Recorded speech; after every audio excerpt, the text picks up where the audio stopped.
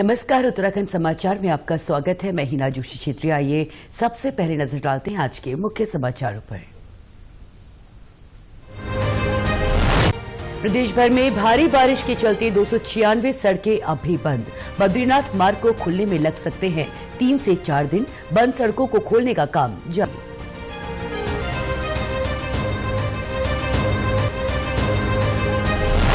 भारी बारिश से हुए नुकसान का सरकार कर रही आकलन। हरिद्वार, उत्तरकाशी और कुमाऊं के प्रभावित क्षेत्रों में अधिकारी लेंगे जायजा। कृषि मंत्री गणेश जोशी बोले, जल्द मिलेगा मुआवजा।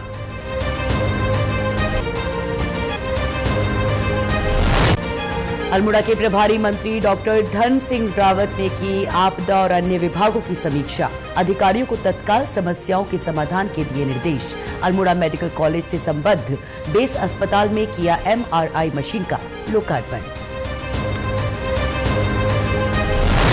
और श्रीदेव सुमन पुण्यतिथि पर मुख्यमंत्री पुष्कर सिंह धामी ने दी श्रद्धांजलि। प्रदेश में आयोजित किए गए विभिन्न कार्यक्रम। टिहरी जेल परिसर में किया गया पौधरोपण।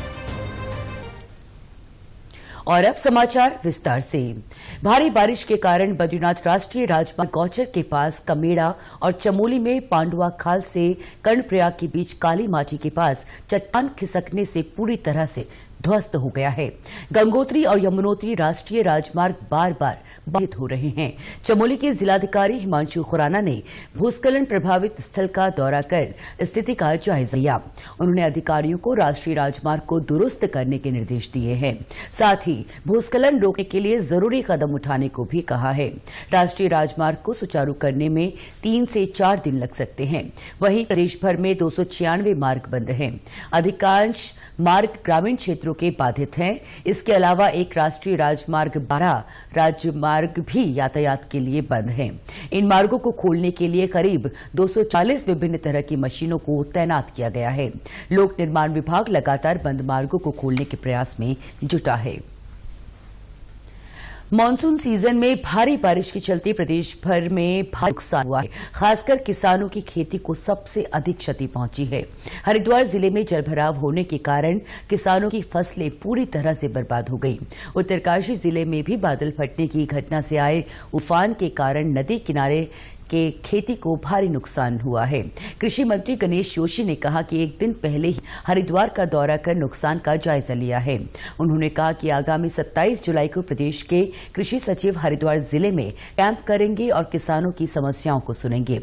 इसके अलावा नुकसान का आकलन करने के लिए अधिकारियों को भी जिम्मेदारी सौंपी गई है। उन्होंने कहा कि जल्द ही किसानों को राहत राशि उपलब्ध कराई जाएगी। 27 तारीख को मेरे सेक्रेटरी, अपर सचिव और जो डीजी भी हैं वो वहां पर कैंप करेंगे। इसी प्रकार पुरोला में जो फसलों का नुकसान हुआ है तो उसके लिए हमारे एक रजनीश हैं, पहले डीएचओ रहे हैं डायरेक्टरेट में, इनको हमने नामित किया है कि 2-3 दिन आप वहां पर कैंप करेंगे। और कुमाऊं की फसलों के जायजे के लिए नरेंद्र यादव जो चौपटिया में, उनको हमने भेजा है और मौके पे जाकर रेवेन्यू की टीम के साथ विस्तृत सर्वे करके उसकी रिपोर्ट देंगे। और जो मुख्यमंत्री जी से बातचीत हुई है, किसानों के हित में जो बेहतर होगा वो किया जाएगा। प्रदेश के कई इलाकों में दोपहर बाद बारिश हुई। अगले 4 दिनों की बात करें तो 26 जुलाई के लिए कुछ स्थानों पर भारी बारिश होने का अनुमान है। इसको देखते हुए सतर्कता बरतने के निर्देश दिए गए हैं। वहीं 27 से 29 जुलाई तक के लिए भी कुछ स्थानों के लिए येलो और कुछ जगहों के लिए ऑरेंज अलर्ट जारी किया गया है। मौसम विभाग के अनुसार 26 जुलाई को चमोली, रुद्रप्रयाग, बागेश्वर, चंपावत और नैनीताल जिले के कई इलाकों में बिजली चमकने के साथ ही भारी बारिश हो सकती है। मौसम विज्ञान केंद्र के निदेशक विक्रम सिंह ने बताया कि अगले कुछ दिन पूरे राज्य में तेज बारिश और बिजली चमकने के आसार हैं। बारिश से होने वाले भूस्खलन से संवेदनशील इलाकों में सड़क मार्ग और राजमार्ग अवरुद्ध हो सकते हैं, जबकि नदियों का जलस्तर भी बढ़ सकता है।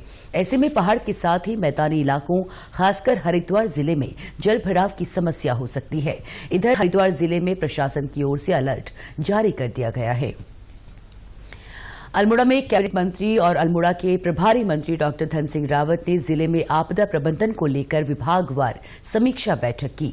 इस दौरान उन्होंने अधिकारियों को निर्देश दिए कि आपदा से निपटने के लिए किसी भी तरह की लापरवाही नहीं होनी चाहिए। उन्होंने कहा कि जुलाई तक का खाद्यान्न भी पहुंचा दिया गया है। जिले में 8 सड़कें बंद है, जिनको खोलने का काम जारी है। कैबिनेट मंत्री धन सिंह रावत ने कहा जिन विद्यालयों की छत टपक रही है या कोई भी कमी है, उन विद्यालयों को 2-2 लाख रुपए आपदा प्रबंधन मद से दिए जा रहे हैं, जबकि जीर्ण शीर्ण विद्यालयों के बच्चों को दूसरे विद्यालयों या सुरक्षित स्थानों पर स्थानांतरित करने के निर्देश दिए गए हैं। उन्होंने कहा कि सभी समस्याओं का समाधान किया जा रहा है। एक तो मैं मुख्यमंत्री जी का आभार व्यक्त करना चाहता हूँ कि 20 करोड़ रुपए आपदा के लिए जिले के लिए अवमुक्त किए गए हैं और आज बड़ी खुशी की बात यह है कि हमारे पूरे जिले में, अल्मोड़ा जिले में खाद्यान्न जो है जुलाई तक का हर गांव में पहुंच गया है। बिजली की कहीं कोई दिक्कत नहीं है, पानी की कहीं कोई दिक्कत नहीं है। हमारी 6 से 8 सड़कें जो है वो अवरुद्ध हैं, वो भी कल तक खुल जाएंगी। अल्मोड़ा से संबद्ध बेस चिकित्सालय में 12.5 करोड़ रुपए की लागत से स्थापित MRI मशीन का लोकार्पण किया। उन्होंने कहा कि मशीन लगने से अल्मोड़ा, पिथौरागढ़ और बागेश्वर जिलों के लोगों को लाभ मिलेगा। अब लोगों को MRI के लिए हल्द्वानी या देहरादून के चक्कर नहीं काटने पड़ेंगे। MRI का विधिवत उद्घाटन हो गया है और मैं कह सकता हूं कि जो हम सब लोग यहाँ के जितने भी क्रिटिकल मरीज होते थे, जिनको MRI की जरूरत पड़ती थी, वो अभी तक हल्द्वानी जाते थे, देहरादून जाते थे। अब ये सारी सुविधा जो है मेडिकल कॉलेज अल्मोड़ा में हो गई है। मैं माननीय प्रधानमंत्री जी का भी, देश के स्वास्थ्य मंत्री जी का और अपने मुख्यमंत्री जी का और अल्मोड़ा की समस्त जनता की ओर से सबको बधाई देना चाहता हूं कि अब ये पूरी सुविधा यहाँ पे हो गई है और आयुष्मान भारत में सबका निःशुल्क MRI करने की व्यवस्था आज से शुरू हो गई है। मुख्यमंत्री पुष्कर सिंह धामी ने श्रीदेव सुमन की पुण्यतिथि पर उनका भावपूर्ण स्मरण किया और उनके चित्र पर श्रद्धासुमन अर्पित कर श्रद्धांजलि दी। उन्होंने कहा कि टिहरी जनक्रांति के नायक श्रीदेव सुमन देश के महान सपूत थे। उनके महान आदर्श हमें सदैव प्रेरणा प्रदान करते रहेंगे। वहीं टिहरी जिले में टिहरी जनक्रांति के नायक श्रीदेव सुमन की पुण्यतिथि सुमन दिवस के रूप में मनाई गई। विभिन्न कार्यालयों और स्कूलों में स्वतंत्रता संग्राम सेनानी श्रीदेव सुमन को श्रद्धांजलि दी गई। साथ ही विभिन्न विद्यालयों के विद्यार्थियों ने जागरूकता रैली भी निकाली। स्वीप के तहत मतदान, जन जागरूकता शपथ और पौधरोपण कर उन्हें संरक्षित रखने का संकल्प भी लिया गया। विधायक किशोर उपाध्याय ने कहा कि शहीद श्रीदेव सुमन का बलिदान शहीद मंगल पांडे और चंद्रशेखर आजाद से कम नहीं है। 84 दिन तक आमरण अनशन कर उन्होंने हमारे वर्तमान और भविष्य की रक्षा के लिए अपना जीवन कुर्बान कर दिया था। मैंने आज ही कहा कि श्रीदेव सुमन जी का जो बलिदान है वो मंगल पांडे जी से और चंद्रशेखर आजाद जी से कम नहीं है। 84 दिन तक तिल जो है वो अनशन करना, भूख से मरना, वही जान सकता है जिस व्यक्ति ने भूख हड़ताल की हो। वर्तमान को उन्होंने हमारे भविष्य के लिए कुर्बान कर दिया। जिलाधिकारी मयूर दीक्षित ने श्रीदेव सुमन को स्मरण करते हुए कहा कि लोगों के अधिकारों के लिए लड़ाई लड़ने वाली पुण्यात्मा के बलिदान को युवा पीढ़ी भी जान सके, इसके लिए बच्चों के साथ उनकी पुण्यतिथि मनाई जा रही है। तो आज माननीय विधायक जी के साथ भी हमारा डिस्कशन हुआ था किस तरह से इसको और भव्य बना सकते हैं, कैसे उनको याद कर सकते हैं। तो आप देख ही रहे हैं कि बच्चों के साथ उसको मनाया जा रहा है ताकि बच्चे भी जान सके, आज की युवा पीढ़ी भी जान सके कि उन्होंने कितना हम लोगों के लिए बलिदान दिया था। तो उसमें बच्चों की रैली भी निकाली जा रही है। साथ ही एक वृहद वृक्षारोपण कार्यक्रम जो हमारा हरेला से शुरू हुआ था, जो 15 अगस्त तक चलेगा, जिसके बारे में हम प्लान कर रहे हैं कि करीबन 13 लाख पौधे लगाएंगे। कोटद्वार में गढ़वाल वीरता सम्मान का आयोजन किया गया, जिसमें देश रक्षा के लिए प्राणों का बलिदान देने वाले गढ़वाल के वीर सपूतों को श्रद्धांजलि देकर उनकी वीरता को याद किया गया।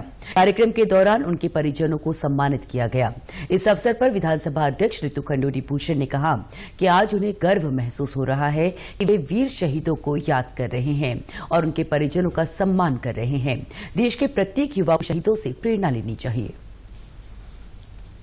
सब जानते हैं कि उत्तराखंड जो है वो सैनिक बाहुल्य पूरा एक स्टेट है जहाँ से हर घर से एक बच्चा सेना में होता है। और ये बच्चे जब अपनी कुर्बानी दे रहे हैं, जब अपनी जान न्यौछावर करते हैं, जो सबसे सर्वोच्च बलिदान है, उसकी वजह से आज शायद हम लोग अपने घरों पे शांति से रहते हैं, सोते हैं। तो मुझे आज बहुत खुशी हुई कि आज हमने उन परिवारों को सम्मानित किया। विशिष्ट अतिथि के रूप में आए लैंसडौन विधायक दिलीप रावत ने कहा कि वीर अमर शहीद सेनानियों की वीर गाथाओं को हम सबको याद रखना चाहिए और उनसे सीखना चाहिए। समय आने पर इन वीर शहीदों की वीर गाथाओं को स्कूल के पाठ्यक्रम में भी शामिल किया जाएगा। मैं समझता हूँ ये हमारा कर्तव्य है कि वीर सेनानियों को हम सम्मान, उनके परिवारजनों को सम्मान करें और वीर सेनानियों को याद करें। तो निश्चित रूप से बहुत सराहनीय कार्य कि हमारी सरकार गंभीरता के साथ वीर सेनानियों के जो गाथाएं हैं उसको अपने सिलेबस में शामिल करने का प्रयास करिए और बहुत जल्दी इसमें आपको शामिल कर पाएंगे। सीमा सुरक्षा बल से सेवानिवृत्त प्रेम सिंह ने बताया कि उनका पुत्र मात्र 26 वर्ष की उम्र में देश के लिए शहीद हो गया। आज उनका सीना चौड़ा होता है और वो गर्व से कहते हैं कि उनका बेटा कारगिल युद्ध में देश के काम आया। 26 साल में 25 अक्टूबर ही उसका जो है इसी दिन उस पर गोली लगे खत्या, उनसे तारीख को यहाँ पर आ गया। मैं उसके पिता होने के नाते मैंने अपने तरफ से उसके शहीद स्मारक भी बना रखे हैं। तो हमें बिल्कुल गर्व है कि हमारा पुत्र देश के लिए शहीद हुआ। संसद के दोनों सदनों में आज लगातार तीसरे दिन मणिपुर हिंसा मुद्दे पर विपक्षी दलों का विरोध जारी रहा। दोनों सदनों की कार्यवाही बार बार स्थगित होती रही। लोकसभा में कांग्रेस, डीएमके और जनता दल यूनाइटेड सहित विपक्षी दल अध्यक्ष के आसन के पास पहुंच गए और पोस्टर लहराते हुए नारे लगाने लगे। वे मणिपुर हिंसा के मुद्दे पर सदन में प्रधानमंत्री नरेंद्र मोदी के बयान की मांग कर रहे थे। शोर शराबे के बीच सदन में 3 विधेयक पेश किए गए। वहीं राज्यसभा में भी विपक्षी दलों के सदस्य आसन के समीप आ गए और प्रधानमंत्री से बयान देने की मांग करने लगे। संसदीय कार्य मंत्री प्रहलाद जोशी ने विपक्षी दलों पर मणिपुर हिंसा पर चर्चा से भागने का आरोप लगाया। संसद से बाहर संवाददाताओं से बातचीत में उन्होंने कहा कि सरकार मणिपुर हिंसा मुद्दे पर चर्चा के लिए तैयार है। उन्होंने विपक्ष में चर्चा में भाग लेने का अनुरोध किया। प्रधानमंत्री उज्ज्वला योजना गरीब परिवारों के लिए वरदान साबित हो रही है। 2016 में शुरू हुई इस योजना ने लोगों के जीवन स्तर में बड़ा बदलाव लाने का काम किया है। प्रधानमंत्री उज्ज्वला योजना के माध्यम से देश के गरीब परिवारों को रसोई गैस कनेक्शन उपलब्ध कराए गए हैं। टिहरी जनपद में इस योजना के माध्यम से लगभग 27,132 परिवारों को गैस कनेक्शन दिए गए हैं। इसके अलावा मुख्यमंत्री की महत्वाकांक्षी योजना के तहत अंत्योदय कार्ड धारकों को साल में 3 सिलेंडर मुफ्त दिए जा रहे हैं। टिहरी के जिला पूर्ति अधिकारी अरुण कुमार वर्मा ने बताया कि योजना के तहत साल भर में 3 गैस सिलेंडर निःशुल्क दिए जा रहे हैं। उन्होंने बताया कि जिले में 22,000 अंत्योदय कार्ड धारकों में से 21,862 कार्ड धारकों को अब तक निःशुल्क गैस सिलेंडर दिए जा चुके हैं। जिले में जनपद टिहरी की अगर मैं बात करूं तो हमारे यहाँ उज्ज्वला योजना के अंतर्गत 27,132 कनेक्शन डिफरेंट फेजेस में बांटे गए हैं। इसके अलावा हमारे यहाँ अभी जो माननीय मुख्यमंत्री की महत्वाकांक्षी स्कीम है, मुख्यमंत्री अंत्योदय राशन कार्ड धारकों के लिए जो हम निःशुल्क 3 सिलेंडर दे रहे हैं, इसमें हमारे अंत्योदय के 22,001 कुल कार्ड धारक हैं और जिनके सापेक्ष हमारे यहाँ 21,862 लोगों ने अभी तक अपने अपने गैस सिलेंडर रिफिल कराए हैं। इसमें साल में 3 गैस सिलेंडर के जो भी पैसे जो उपभोक्ता देता है वहाँ, वो सब्सिडी के तहत पूरे पैसे उनके अकाउंट में वापस आ जाते हैं।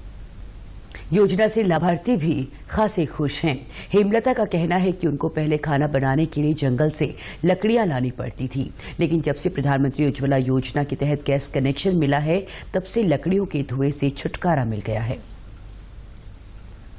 हम यहाँ निर्मलावास में रहते हैं। पहले हम लकड़ी में खाना बनाते थे। जब तक प्रधानमंत्री ने हमें उज्ज्वला वाला गैस कनेक्शन दिया, तब से हम गैस में बनाते खाना। उत्तराखंड के समाचारों में आज बस इतना ही। नमस्कार।